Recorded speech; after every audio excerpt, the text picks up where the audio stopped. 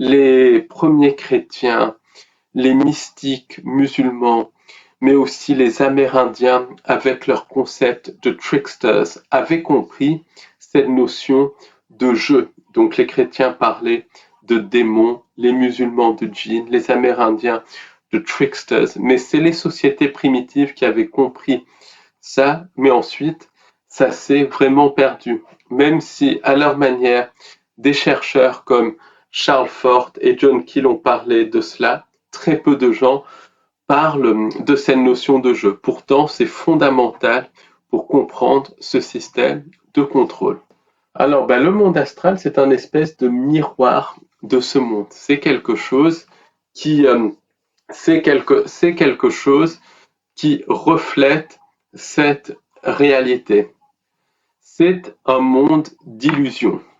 Et le monde astral, c'est un petit peu différent. C'est cette illusion, mais au niveau, disons, spirituel, au niveau de l'antre de vie.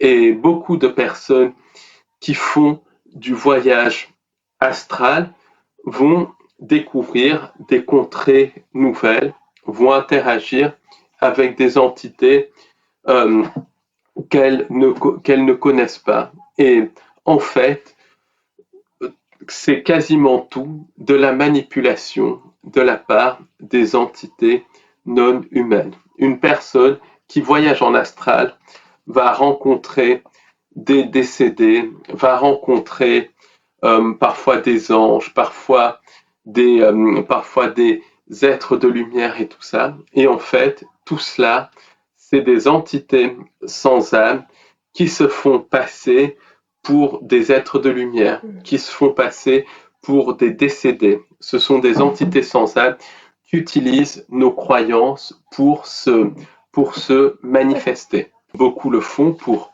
fuir cette réalité. Et en fait, ils pensent que dans l'astral, ils vont rencontrer une autre réalité, mais ils rencontrent finalement les mêmes entités que celles qui tirent les ficelles derrière cette réalité. Et c'est des entités non humaines. Les entités non humaines issues des interunivers qui travaillent pour la fausse lumière nous manipulent via l'astral. Le danger du voyage astral, il y en a plusieurs. Tout d'abord, il y a le danger d'être manipulé par les entités non humaines. Parce que ces entités non humaines, dans le monde de l'astral, elles vont prendre une apparence en fonction de nos croyances. Et elles vont manipuler le voyageur astral en fonction de ses croyances. Par exemple, elles vont se faire passer pour des anges, elles vont se faire passer pour des décédés, elles vont se faire passer pour des guides. Ensuite, le voyageur en astral va revenir à son corps, mais les entités vont le suivre, particulièrement s'il a adhéré à leur message. Et de fil en aiguille, ces entités vont pousser la personne à consentir à leur manipulation, et ça peut aller très loin, ça peut aller vraiment jusqu'à la possession, ça peut aller jusqu'au moment où le voyageur astral ne revient pas à son corps et le corps est possédé par une ou plusieurs entités de la fausse lumière, donc d'entités sans âme, qui finissent par ensuite phagocyter littéralement son âme. C'est quelque chose qui va extrêmement loin. Et le voyage astral, c'est quelque chose vraiment à pratiquer dans un but de recherche, à pratiquer avec énormément de connaissances et énormément de savoir. C'est pas à pratiquer dans l'ignorance. Et pour moi, le voyage astral, c'est quelque chose à éviter le plus possible. Si une personne veut pratiquer le voyage astral, c'est vraiment dans un but de recherche. Je prends l'analogie. Si quelqu'un va dans un marécage infesté de crocodiles, c'est vraiment pour faire une recherche. Un promeneur ne peut pas y aller, sinon il se fait dévorer. Parce que ça manipule, les entités manipulent vraiment en fonction des croyances et plus encore dans l'astral. Des gens qui font des voyages astro et tout ça, ils m'ont expliqué qu'il y a toute une technique pour le faire en fait. C'est pas quelque chose qui se fait comme ça, il y a toute une technique pour le faire, il y a énormément de précautions à prendre. Donc c'est quelque chose que personnellement, je ne tenterai pas. Il y a des gens comme Robert Monroe, par exemple, qui lui avait compris que les entités qu'il rencontrait lors des voyages astraux étaient des entités manipulatrices qui cherchaient à le vampiriser, qui cherchaient à prendre l'énergie des humains, qui se nourrissaient des croyances des humains. Et il appelait ça le louche. De même, il y a une auteure américaine, Isabella Green, qui a travaillé du reste avec Loda Leon, qui a compris aussi qu'il y avait énormément de manipulation dans l'astral. Et elle parle de tout ça. Mais globalement, il y a très très peu de livres que je conseillerais. À une époque, il y a quelques années, je n'étais pas conscient des dangers de l'astral, pas à ce point-là. Mais maintenant, plus j'avance, plus je suis conscient des dangers de l'astral. Voilà. Donc, si quelqu'un veut faire un voyage astral, il faut savoir que c'est pas un jeu, qu'il faut lire des bons livres avant de personnes qui ont vraiment fait du voyage astral, qui en connaissent les dangers. Vraiment s'accompagner de chamans, de gens comme ça, mais de chamans authentiques, parce qu'en Occident, c'est rempli de personnes qui se disent chamans, mais qui sont pas plus chamans que mon pied, pour rester poli. Mais ça, c'est un gros problème. Et c'est vraiment faire ça dans un but vraiment d'approfondir ses connaissances, exactement comme un biologiste qui va dans un marécage infesté de crocodiles, il le fait pour comprendre les crocodiles, pour comprendre l'écosystème, mais il ne le fait pas pour une partie de plaisir, c'est pas un jeu. On peut comprendre énormément de choses sans justement aller dans l'astral, même en parlant avec des personnes qui ont eu des contacts, des abductions, qui ont vécu des rencontres avec des entités non humaines, on peut comprendre cette manipulation de l'astral, puisque c'est les mêmes entités. Et aujourd'hui, c'est ce qui est révoltant, c'est qu'il y a beaucoup de gourous New Age qui, moyennant paiement de 1000 ou 2000 euros, proposent des méthodes pour faire du voyage astral. C'est extrêmement dangereux. Et puis ils disent aux gens, pas la peine de lire, pas la peine de connaître, écoutez-moi, faites votre voyage astral, faites comme ci, comme ça, tout est beau, tout est rose et tout ça. Beaucoup de personnes qui reviennent de ces stages reviennent totalement détruites ou, dans les pires des cas, possédées. Et c'est pour ça que c'est quelque chose qui est extrêmement dangereux. Et j'aurais pas dit ça il y a 3-4 ans. Maintenant, voilà, c'est quelque chose qui est vraiment très dangereux. Et pour faire quelque chose comme ça, il faut beaucoup de connaissances, être accompagné de quelqu'un, d'un authentique chaman et tout ça, avoir fait un travail sur soi et le faire dans un but de recherche, pas comme un jeu. Parce que le monde astral, c'est vraiment le monde de l'illusion, le monde des entités sans âme. C'est-à-dire une personne dans l'astral peut penser rencontrer un ange et l'entité va lui dire ce qu'il veut entendre. Et si la personne n'est pas au courant des manipulations des entités, l'entité va finir par posséder la personne. L'entité va finir par prendre l'esprit de la personne. Donc ça c'est vraiment quelque chose qui va très loin. Et C'est Beaucoup un de des personnes qui pièges reviennent du voyage astral ne vont pas être possédées, mais vont commencer à ressentir des problèmes. Et ces problèmes, c'est toujours pareil, c'est des problèmes financiers d'abord, ensuite des problèmes familiaux et notamment des problèmes de couple de santé où les gens aussi. vont se séparer de leur partenaire. Après, c'est des problèmes au niveau des amis, les gens vont se disputer avec leurs amis. Puis après, c'est des problèmes de santé.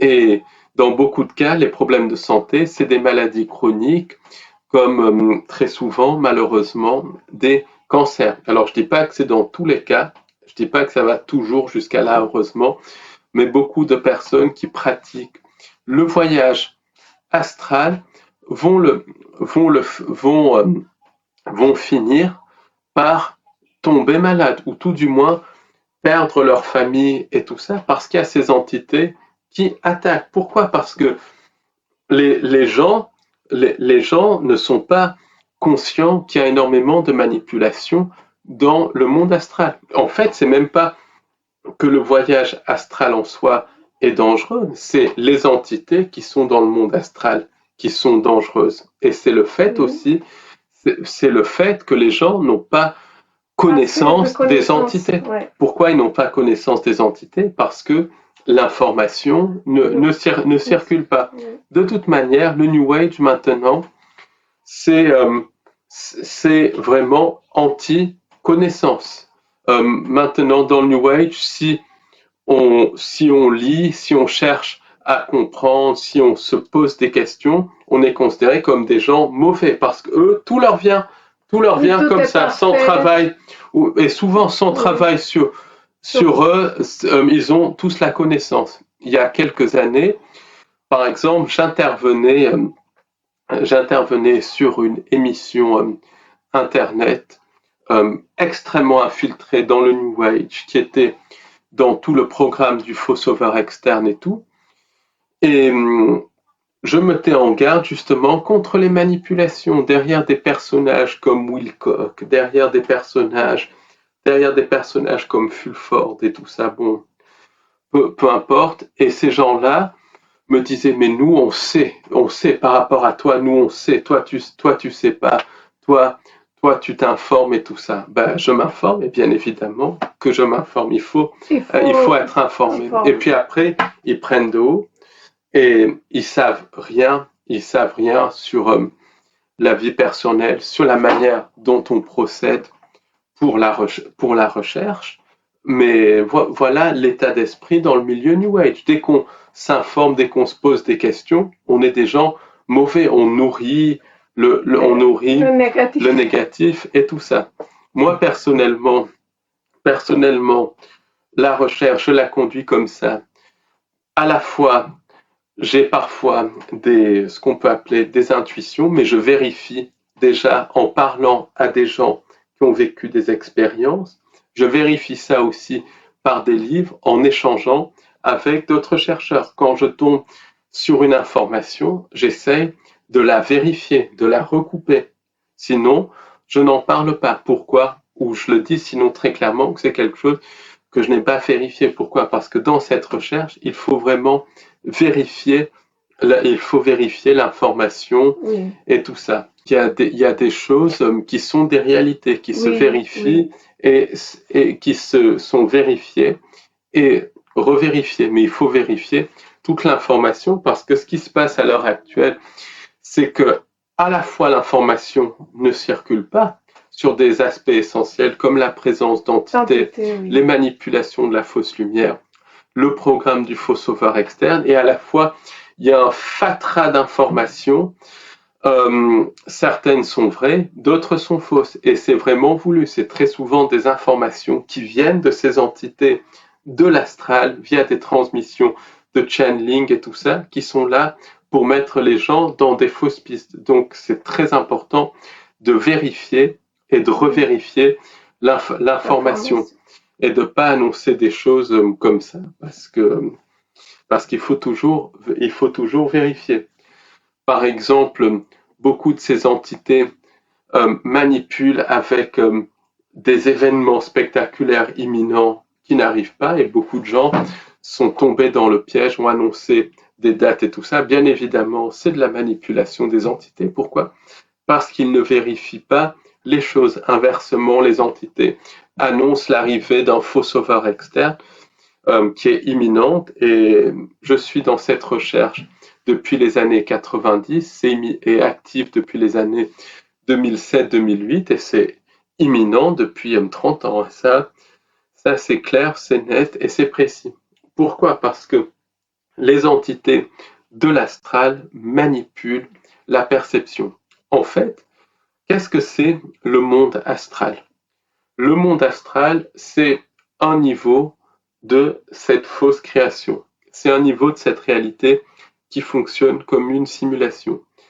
Le premier niveau de cette réalité, c'est les interunivers. C'est là où séjournent les entités sans âme, les entités de type djinn, démons, reptiliens, gris.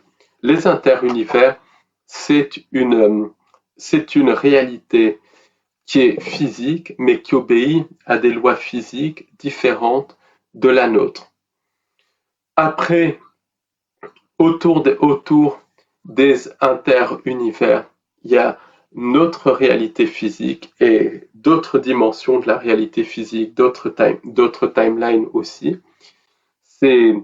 C'est notre réalité, et au-delà de notre réalité, et ça fait toujours partie de la fausse création, il y a le monde de l'astral et le monde des morts. Et c'est tout contrôlé par les entités sans âme, et les entités sans âme qui travaillent pour l'aspect fausse lumière du démiurge, parce que le démiurge a deux faces, une face satanique qui est la vraie face du démiurge, qui est l'obscurité, qui est la mort, la destruction et tout ça, et la face luciférienne. La face luciférienne, c'est la fausse lumière, ça manipule par des carottes, c'est des cadeaux, mais qui sont empoisonnés, c'est fait pour attirer les personnes vers justement le démiurge, qui ensuite montre sa vraie face, qui est la face satanique, la face destructrice. Et les entités qui travaillent pour la fausse lumière sont très souvent dans l'astral, mais ce sont les mêmes entités que celles qui sont dans l'interunivers. Mais pour diverses raisons, les entités de la fausse lumière manipulent à partir de l'astral. Donc il y aurait des entités à tous les plans. Il y a les entités à tous les plans. C'est des entités physiques, mais qui peuvent modifier leur vibration. Quand elles sont dans les interunivers, elles sont invisibles à nos yeux parce qu'elles sont physiques, mais la vibration est différente. Quand elles se matérialisent dans notre réalité, elles vibrent au même niveau que cette réalité physique, donc elles deviennent visibles et elles peuvent enlever physiquement une personne, ce qui explique les abductions. Quand elles sont dans l'astral, elles restent physiques, mais à un autre niveau physique. Elles vibrent encore autrement. Et ces entités peuvent vibrer à des niveaux différents. Et en fait, les interunivers, le monde physique, le monde astral, c'est tout simplement différents niveaux de la fausse création, différents niveaux vibratoires. C'est elles qui nous ont fait tomber de toute manière dans cette fausse création. Donc c'est quelque chose qui va vraiment très très loin. Et maintenant, il y a des gens, donc, quand ils font le voyage astral, parce qu'il y a des voyages astraux qui sont voulus, d'autres qui sont spontanés. Si voyage astral spontané il y a, est-ce que c'est un voyage astral qui est spontané, ou est-ce que c'est lié aux technologies des entités sans âme? Je me pose de plus en plus la question. C'est comment le voyage astral spontané? Voyage astral spontané, c'est une personne sort de son corps, c'est pas une UND, une personne sort de son corps sans comprendre pourquoi. Et les entités sans âme, elles ont des technologies pour séparer le corps physique et le corps astral. Est-ce que c'est la possession? C'est pas la possession, c'est encore différent, mais ça peut prêter à la possession. Et une personne qui fait un voyage astral spontané va penser qu'elle est vraiment dans le monde astral, qu'elle rencontre vraiment des anges et tout ça, alors qu'elle rencontre des entités non humaines. Et je me pose la question, maintenant, si beaucoup de voyages astro spontanés ne sont pas en fait liés à des manipulations des entités non humaines qui séparent le corps astral du corps physique par la technologie. Les abductions, elles, sont des expériences physiques puisque une personne abductée est enlevée physiquement, comme le prouvent les implants et tout ça, mais lors d'abduction, les entités peuvent séparer le corps physique du corps astral.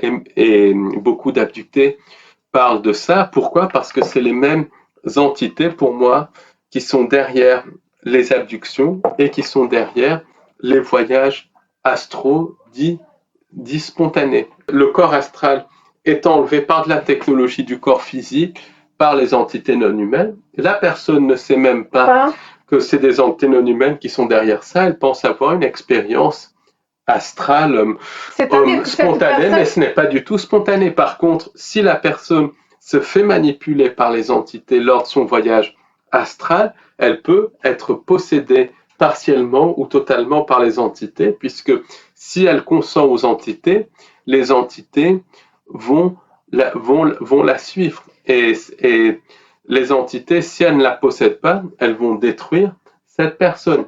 D'ailleurs, c'est ce qui se passe. Par exemple, beaucoup de personnes, suite à des expériences qu'elles pensent être des expériences spirituelles authentiques, et il y a des expériences spirituelles authentiques, mais qui n'ont rien à voir avec l'astral, qui sont liées à des connexions avec le moi supérieur, avec la source, avec la vraie création, et tout cela, mais c'est une minorité, c'est peut-être 10%. Donc là, la personne va changer, mais vraiment en bien. Donc, dans un premier temps, après, c'est pas toujours, mais très souvent, dans un premier temps, les personnes vont changer. Elles vont avoir une ouverture à la spiritualité, tout ça, ce qui peut paraître, à première vue, très très bien.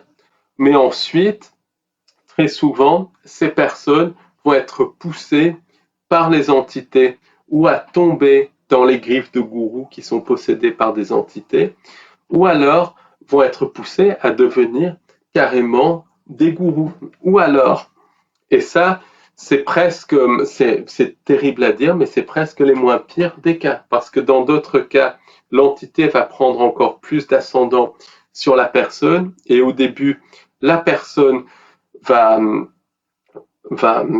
changer de comportement, ça va paraître plutôt positif, parce qu'elle va s'ouvrir à la spiritualité et tout ça, mais ensuite, les entités vont prendre de plus en plus le contrôle de la personne et la personne va commencer à devenir de plus en plus incohérente ou de plus en plus psychopathique. Et dans certains cas, la personne finit totalement possédée par l'entité non humaine. Les pensées intrusives, on en a tous, mais clairement, après des fausses expériences spirituelles liées aux technologies de ces entités sans âme ou liées au monde astral, les pensées intrusives vont clairement s'accélérer.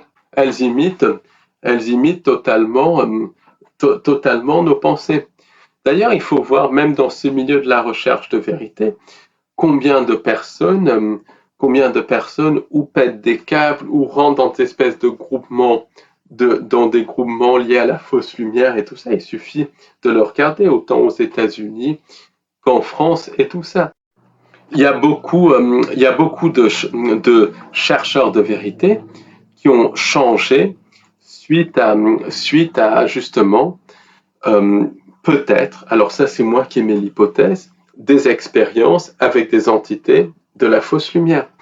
Tous les chercheurs de vérité peuvent se faire leurrer, et y compris nous. Pourquoi? Parce que les entités, elles disent ce qu'on a envie d'entendre. Quand il y a des entités de l'astral, elles disent ce qu'on a envie d'entendre.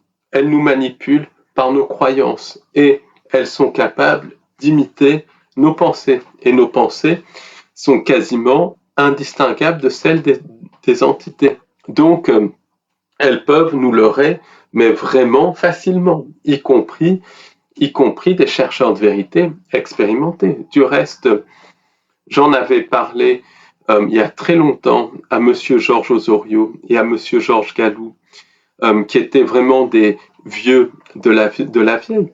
Et ces grands bonhommes, ces grands chercheurs à plus de 80 ans m'ont dit, quand tu rentres dans ce milieu, quand tu écris un livre ou n'importe quoi, attention à l'inspiration. Fais attention que ça ne soit pas un gris ou une entité qui t'inspire. Apprends à te connaître. Et ces vieux de la vieille, ces grands chercheurs, ils avaient compris avec des décennies d'avance ce qu'on est en train de comprendre maintenant. Il y a de plus en plus d'expériences astrales qui ne sont pas des expériences astrales à proprement parler, mais qui sont des expériences dans l'astral virtuel, qui sont liées à des expériences dans les mondes des intelligences artificielles. Ce qui rend plus difficile. Et ça, c'est encore plus difficile. Donc ça, on ne va pas en parler ici, mais il y a énormément de nanoparticules dans notre environnement liées aux épandages, liées à certaines choses qui ont eu lieu depuis 2021 et qui ont touché 80% de la population mondiale, liées aussi à plusieurs choses dans notre alimentation et tout ça qui fait qu'on est tous remplis de nanotechnologie. Et ces nanotechnologies nous connectent au monde des intelligences artificielles qui sont peuplées par leurs propres entités et tout ça. Et les entités des mondes des intelligences artificielles peuvent aussi manipuler nos perceptions, comme les entités de l'astral. Donc, il y a du voyage astral dans l'astral tel qu'on l'entend, mais de plus en plus dans le monde des IA. On va s'arrêter là pour l'instant sur cette notion d'astral virtuel, mais c'est ce qu'il faut vraiment bien comprendre. Et le monde des morts, ce qu'on appelle l'au-delà, où l'on séjourne entre deux incarnations, est très proche du monde astral. Donc beaucoup de personnes entre deux incarnations vont être dans l'au-delà. Ils vont penser rencontrer des proches décédés et tout ça. Ils vont penser rencontrer des anges et tout ça, alors qu'en fait, ou ils rencontrent des proches décédés dans les mêmes croyances, dans le même état vibratoire, ou alors ils rencontrent des entités sans âme, des entités de type djinn, démons, reptiliens, qui se font passer pour des proches décédés, qui se font passer pour des anges et qui vont les pousser à se réincarner et à continuer ce cycle d'incarnation-réincarnation. En fait, ce cycle de vie simultanée, puisque le temps n'existe pas. Et justement, je vais bientôt faire une interview avec Roland Perret sur les manipulations dans l'au-delà. Donc, beaucoup de personnes qui vivent des NDE, leurs expériences sont 1000% authentiques. Ça, c'est clair. Ça, c'est évident que les NDE sont authentiques, qu'il y a une vie après la mort du corps physique, qu'il y a des preuves dans toutes les cultures. Les NDE, c'est une réalité. Il y a des médecins qui ont montré que c'était des phénomènes réels qui avaient lieu alors que des personnes étaient en état de mort cérébrale. C'est le cas du docteur Eben Alexander, par exemple. Il y a des gens, lors de NDE, qui ont décrit des choses qu'ils ne pouvaient pas connaître. Par exemple, quelqu'un, lors d'une NDE en Hollande, avait vu une balle de tennis coincée dans une gouttière de l'hôpital. Et effectivement, la balle de tennis était là. Après, ils vont décrire, les gens qui ont vécu des NDE, la manière dont les proches étaient habillés, la manière dont leurs amis étaient habillés. Donc, c'est absolument des expériences authentiques qui prouvent, sans l'ombre d'un doute, avec beaucoup de transmissions de médiums qui sont en contact avec des décédés authentiques, qu'il y a une vie après la mort. Mais la vie après la mort, c'est pas le paradis. La vie après la mort, c'est la continuation de la manipulation. Et lors des expériences et après la mort, les entités manipulent les gens en se faisant passer pour des proches décédés, en se faisant passer pour des soi-disant êtres de lumière, et elles poussent les gens à se réincarner. Les livres de Michael Newton montrent très très bien ça. Et le monde des morts, c'est un monde technologique où il y a énormément de technologies qui poussent les gens à se réincarner. Et c'est normal puisque les entités sans âme, toute cette manipulation est liée aux technologies des entités sans âme. Beaucoup de personnes, une fois décédées, se retrouvaient dans des espèces de cellules où ensuite des entités sans âme leur faisaient des mises en scène, leur faisant croire qu'ils avaient retrouvé des proches disparus et tout ça pour ensuite les pousser à se réincarner. Et ce qui est intéressant, c'est que